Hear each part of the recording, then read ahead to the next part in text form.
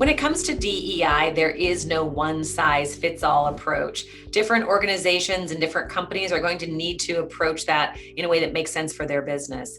But I want to talk today about one component of DEI, and that's the I, inclusion. When it comes to employment, the big question is, how do we make this job more accessible, more available, and how do we make it more likely that more people can succeed in this job?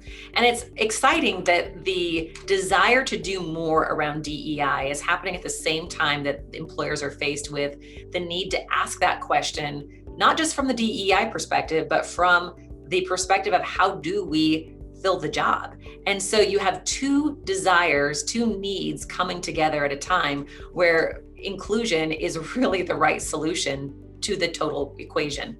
So how do you make that job more accessible? First of all, and I've talked about this in previous recordings, you strip out as many of the requirements as you can, the requirements that don't necessarily lead to sure and guaranteed success in the role. Some of those requirements being things like college degrees. If a job does not require a college degree, if there is not a tangible reason why you should require a degree or any other background requirement, take it out. Make that job more accessible to more people. It's a good move for inclusion. It's a good move for filling your positions.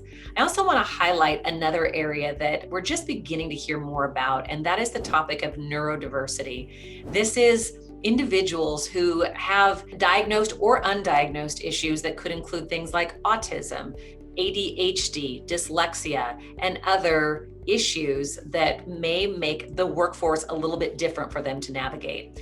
And the recent data that I have seen says that 1 in 8 Americans is considered to be neurodiverse. And we need to think about how do we make work more accessible for people who may be dealing with those sorts of challenges?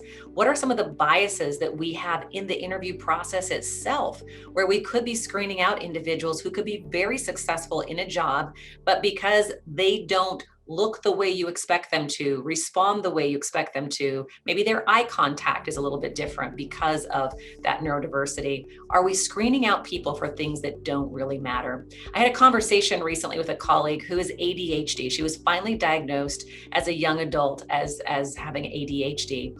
And she said that she finally shared with her employer that she has this diagnosis.